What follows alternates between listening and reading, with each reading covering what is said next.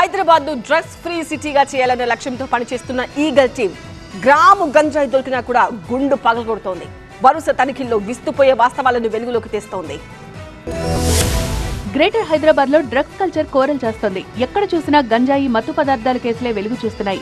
మహానగరంలోని యువత మత్తు పదార్థాలకు బానిసగా మారుతోంది. ముఖ్యంగా టీనేజర్స్ డ్రగ్స్ మత్తులో జోగుతున్నారు. గత ఆగస్టులో హైదరాబాద్ లో మహీంద్రా యూనివర్సిటీలో డ్రగ్స్ వినియోగం కలకలం రేపింది. ఏకంగా 50 మంది విద్యార్థులకు డ్రగ్ టెస్ట్ లో పాజిటివ్ రావడం సంచలనంగా మారింది.